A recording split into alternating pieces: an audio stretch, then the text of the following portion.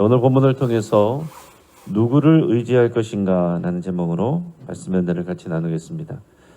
이 시편 146편부터 마지막 150편까지는 할렐루야 시편이라고 우리가 부릅니다. 왜 할렐루야 시편이라고 부르냐면 다 동일하게 시작할 때 할렐루야라는 말이 다 들어가기 때문에 할렐루야 시편이라고 이렇게 우리가 불러요.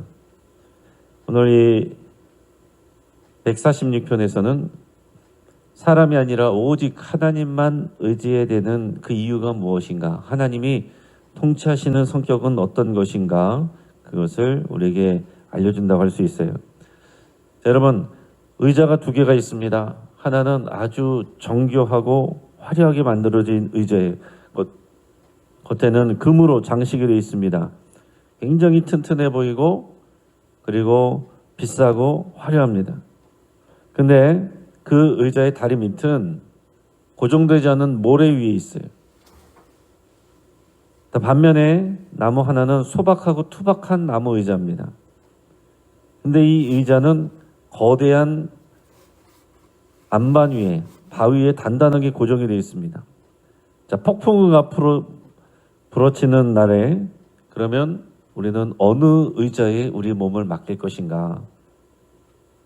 그러면 당연한 거겠죠? 투박하고 값이 적게 나가 보이는 의자라고 할지라도 반석 위에 있는 의자에 우리의 몸을 맡겨야 됩니다. 그래야 사는 거예요. 겉으로 화려하고 비싸 보여도 그 바닥이 고정되어 있지 않고 또 무너진다면 그 위에 있는 의자에 우리의 몸을 맡기면 우리는 넘어질 수밖에 없는 것입니다. 자, 겉으로 의자가 얼마나 화려하냐? 그것은 우리의 인생에 보여지는 것들이 권력이나 재물이나 이런 것들을 의미한다고 할 수 있어요. 근데 그거보다 더 중요한 건 뭐냐면 의자가 어디에 뿌리를 받고 있느냐, 어떤 바탕 위에 있느냐, 그게 중요하다는 거예요. 오늘 시편 146편이 묻는 것이 바로 그것입니다. 당신은 곧 사라질 모래 위의 권력을 의지합니까? 아니면 영원한 반석이신 하나님을 의지합니까? 이거를 우리에게 질문하고 있는 것이고 여기에 대한 고백을 하고 있다라고 할 수 있습니다. 자, 먼저 우리 1, 2, 3, 4절 같이 한번 읽겠습니다. 할렐루야, 내 영혼아 여호와를 찬양하라. 나의 생전에 여호와를 찬양하며 나의 평생에 내 하나님을 찬송하리로다. 귀인들을 의지하지 말며 도울 힘이 없는 인생도 의지하지 말지니 그의 호흡이 끊어지면 흙으로 돌아가서 그날에 그의 생각이 소멸하리로다. 아멘. 자, 1, 2절에서는 먼저 하나님을 찬양합니다. 할렐루야, 내 영혼아 여호와를 찬양하라. 나의 생전의 여호와를 찬양하며 나의 평생에 내 하나님을 찬송하리로다. 그러고 나서는 3, 4절에서 뭐라고 말합니까? 권면을 하고 있어요. 권면을 하는데 귀인들을 의지하지 말라 그랬습니다. 귀인들을 의지하지 말라. 사람들은요, 귀인들을 의지하고 싶어 합니다. 우리가 점치는 사람들도 보통 그런 얘기 하잖아요. 동쪽으로 가면 귀인을 만나게 될 겁니다. 보통 무슨 얘기예요? 결혼 정년기에 있는 사람은 결혼할 만한 좋은 사람이 나타날 거란 얘기고, 재정적으로 어려운 사람이라고 한다면은 재정적으로 도와줄 사람을, 문제가 있는 사람, 문제를 해결해 줄 힘 있는 사람을 만날 거다, 그런 얘기겠죠. 그게 귀인입니다. 우리에게 귀인은 세상에서는 지금은 뭐라고 표현해요? 백이라고 표현하고 라인이라고 표현합니다. 누가 나의 백인가? 내가 누구 라인에 서 있는가? 그 정점이 있는 사람이 귀인이에요. 그래서 각자가 내가 누구랑 친한지, 누구랑 가까운지 사람들은 그거를 자랑합니다. 유력한 정치인일 수도 있고 재력가들일 수도 있습니다. 그리고 어떤 힘과 권력과 또 결정권을 갖고 있는 그런 리더들일 수 있어요. 그래서 우리는 흔히 그런 힘 있는 사람, 귀인들과 둘이 닿으면, 내가 그 라인이 되면 인생이 풀릴 거라고 생각을 합니다. 세상이 많이 그렇죠. 그래서 누구 라인에 서느냐, 이게 굉장히 중요하다고 생각합니다. 하지만 성경은 단호하게 말해요. 도울 힘이 없는 인생도 의지하지 말라. 당장에 도움이 되겠죠. 그러나 우리를 영원히 도울 수 있는 우리가 완전히 의지할 대상이 아니다라는 겁니다. 왜 그렇습니까? 인간은 근본적으로 유한한 존재이기 때문에 그래요. 4절을 보세요. 그의 호흡이 끊어지면 흙으로 돌아가서 그날에 그의 도모가 소멸하리로다. 호흡이 끊어지면 흙으로 돌아가는 인생입니다. 사람의 권력과 힘이란 것은 다 제한적인 거죠. 화무 11홍, 권불 10년, 꽃이 열흘을 가지 못하고 꽃이 화려하며 붉음이 열흘을 가지 못하고 권력은 10년을 가지 못한다라고 그랬습니다. 여러분 이 땅에 대통령 돼도 5년이에요. 그러니까 아무리 이 땅에서 귀인이 된다고 하도 우리가 영원히 의지할 대상이 되지 않습니다. 우리가 뉴스를 통해서 역사를 통해서도 보지 않습니까? 어느 라인에 섰다가 그래서 정말 세상을 정말 호령하던 사람들이 한순간에 무너지면 다 같이 그냥 무너지고 다 같이 감옥에도 가고 이런 모습들을 우리가 보게 됩니다. 그런 모습들이 계속 반복되는 것을 몇 년 안에서도 우리는 계속 보잖아요. 인간의 권세는 마치 배터리가 다 된 스마트폰과 같습니다. 스마트폰은 최신형이에요. 비싸게 주고 샀어요. 근데 배터리가 다 됐어요. 배터리가 끊어지면은 그냥 검은 화면밖에 나오지 않습니다. 인간의 생명이라는 배터리가 소진되는 순간 그가 가졌던 화려한 계획과 약속, 또 재능, 권력 한순간에 전원 꺼지듯이 다 사라져버립니다. 죽음 앞에서 인간의 약속이란 것은요, 부도는 수표와도 같은 거예요. 2008년 금융위기 당시에 한 노부부가 있었습니다. 평생 성실하게 일하면서 모은 퇴직금 전액을 한 유명 증권회사 직원의 권유로 투자를 했어요. 그 증권회사 직원은 전문가였고 이러저러한 데이터를 보여주면서 이렇게 얘기를 했어요. 절대 안전합니다. 저를 믿으셔도 됩니다. 제 이름을 걸고 확신 있게 말합니다. 그래서 이 노부부는 평생 일하여서 모은 퇴직금을 거기에 투자를 했어요. 그 직원은 30년 경력의 베테랑이었고 TV에도 나오는 유명한 사람이었습니다. 근데 6개월 만에 그 회사는 투자한 회사는 파산했어요. 노부부의 평생 저축은 한순간에 사라져버렸습니다. 여러분 우리는 누구를 의지하면서 살아가야 됩니까? 권력 있는 사람, 돈 많은 사람, 지식이 많은 전문가. 오늘 시편 146편은 인간과 하나님을 날카롭게 대조하고 있어요. 인생은 그 호흡이 끊어지면 흙으로 돌아가는 그런 존재이고 그가 계획하던 것도 다 사라지고 소멸한다. 그런 인간을 의지하겠는가? 이것을 우리에게 되묻고 있는 것입니다. 그러면서 하나님의 능력에 대해서 노래하고 있습니다. 5절에서 7절까지 말씀을 우리 같이 읽겠습니다. 야곱의 하나님을 자기의 도움으로 삼으며 여호와 자기 하나님에게 자기 소망을 두는 자는 복이 있도다. 여호와는 천지와 바다와 그 중에 만물을 지으시며 영원히 진실함을 지키시며 억눌린 사람들을 위해 정의로 심판하시며 줄인 자들에게 먹을 것을 주시는 이시로다.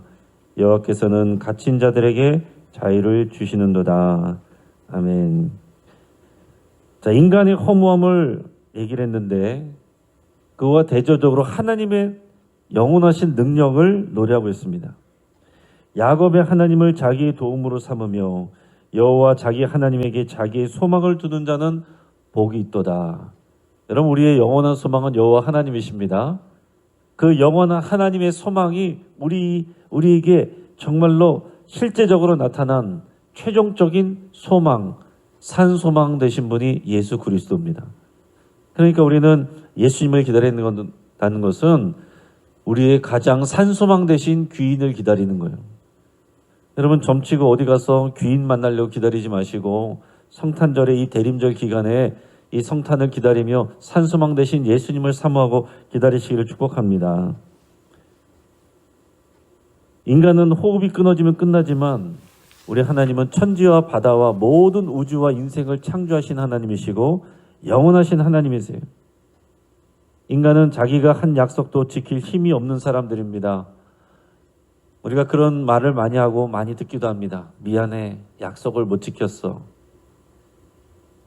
평생 손에 물 묻히지 않게 해준다고 약속해놓고서 주부습진 걸리게 하는 사람들이 얼마나 많습니까? 사람은 자기 약속을 지킬 수가 없어요. 그러나 하나님은 영원히 약속을 지키시는 진실하신 하나님이십니다. 예수님이 오신 것은 약속을 따라 오신 거예요. 우리 하나님은 그 약속을 지키시는 진실한 하나님, 신실하신 하나님이세요. 인간은 유통기한이 있지만 하나님은 영원하십니다. 인간은 그 환경에 따라서 변심하지만 하나님은 영원토록 신실하세요. 그 하나님이 어떻게 통치하시는가? 이어서 우리 7절에서 9절까지 말씀을 다시 읽습니다. 억눌린 사람들을 위해 정의로 심판하시며 줄인 자들에게 먹을 것을 주시는 이시로다. 여호와께서는 갇힌 자들에게 자유를 주시는도다.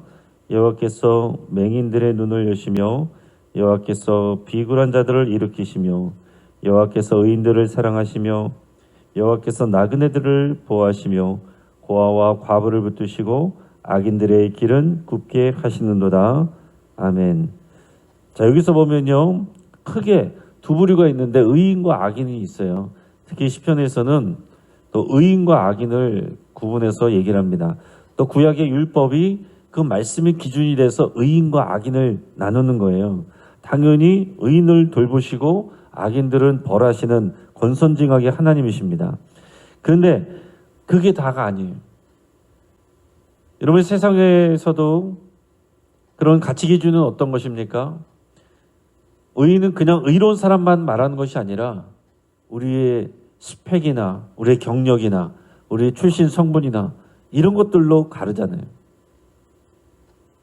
더 많이 배운 사람, 더 많이 가진 사람, 그런 사람들은 더 훌륭한 사람, 못 배운 사람, 가난한 사람, 병든 사람, 이런 사람들은 좀 낮은 사람, 이렇게 구분하고 있지 않습니까? 그러면서 사람들은 주로 누구한테 친절합니까? 힘 있는 사람, 잘 나가는 사람, 화려한 사람, 사회적 신분이 높은 사람. 기본적으로 우리의 마음도 그럴 수 있어요. 그러나 우리 하나님은 어떤 분이라고 말씀하셔요? 가장 낮은 곳으로 내려가시는 분이십니다. 억눌린 자, 줄인 자, 갇힌 자, 맹인, 비굴한 자, 나그네와 고아와 과부들, 자, 이런 사람들을 도우신다는 거예요. 자격이 없는 사람들입니다. 선호하지 않는 사람들이에요. 그러나 그런 사람들에게 하나님께서 은혜를 베푸시는 사람들이에요. 세상에서는 소외되고 세상 권력자들이 거들떠보지 않는, 학대하고 함부로 하는 쓸모없어 보이는 사람들, 그 사람들을 하나님께서 친히 찾아가셔서 손을 잡아주시고 공급해 주시고 먹게 하시고 회복해 하시는 그런 분이세요. 우리가 하나님을 왕으로 삼아야 될 이유가 여기에 있는 것입니다. 세상의 왕은요, 사람을, 백성을 착취해요. 그러나 진정한 왕이신, 영원한 왕이신 하나님을 연약한 자들까지도 붙들어 주시고 돌보주시는 그런 인자한 왕이십니다. 하나님은 힘 있는 자에게 아첨하지 않으세요. 더 이상 힘 있는 자가 없기 때문에 아첨할 대상이 없습니다. 그리고 진실로 도움이 필요한 자의 도움이 되시고 공급자가 되시고 호흡이 되시는 그런 분이세요. 그 하나님이 우리를 사랑하시고 우리의 아버지가 되신다는 거죠. 그래서 여러분, 우리가 이런 시편의 노래들을 우리가 부르면서 우리가 힘을 얻고 소망을 얻을 이유가 여기서 생기는 겁니다. 이제 말씀을 정리합니다. 그러면서 오늘 본문이 뭐라고 또 마무리를 합니까? 10절 말씀 같이 있습니다. 시온아, 여호와는 영원히 다스리시고 내 하나님은 대대로 통치하시리로다. 할렐루야. 아멘. 자, 시온은 이제 이스라엘 백성들을 말해요. 이 나라와 민족을 말합니다. 이 백성아, 누가 진정한 우리의 통치자냐? 영원히 다스리고 통치하시는 분은 우리 여호와 하나님이시다.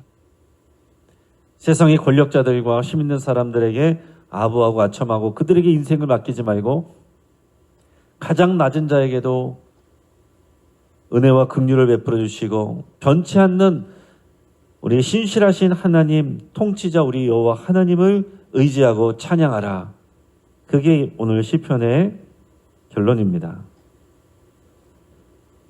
하나님을 의지하는 것은 마치 거친 파도가 튀는 이 밤바다에서 등대 불빛을 의지하는 것과 마찬가지예요. 세상의 배들은요 풍랑에 뒤집히고 사라질 수 있지만 등대는 그 자리에 영원히 서 있습니다. 계속 서 있어요. 태풍이 와도 계속 서 있습니다. 1900년에 미국 텍사스의 갈베스턴을 강타한 허리케인이 있었는데 그 허리케인으로 인해서 8,000명 이상의 사람들이 생명을 잃었다고 합니다.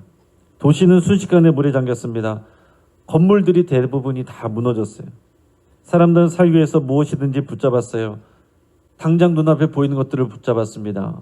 막 급류가 떠내려가는데 눈앞에 보이는 걸 붙잡았는데 나무 조각을 붙잡은 사람, 지붕을 붙잡은 사람, 문짝을 붙잡은 사람 다 죽었어요. 다 떠내려가니까요. 평상시엔 튼튼해 보였던 것들도 붙잡았지만은 물에 다 휩쓸려 내려가 버리는 겁니다. 근데 한 가족이 살아남았는데 그들은 등대지기의 가족들이었습니다. 태풍이 몰아쳤을 때 아버지가 가족들에게 외쳤습니다. 등대로 가자. 등대만이 우리를 지킬 수 있어. 그리고 등대에 도착을 했습니다. 그 다음날 사람들이 많이 죽고 건물도 무너졌지만은 등대는 흔들리지 않고 그 자리에 있었고 그 안에 있었던 이 가족들은 살아남았다는 거예요.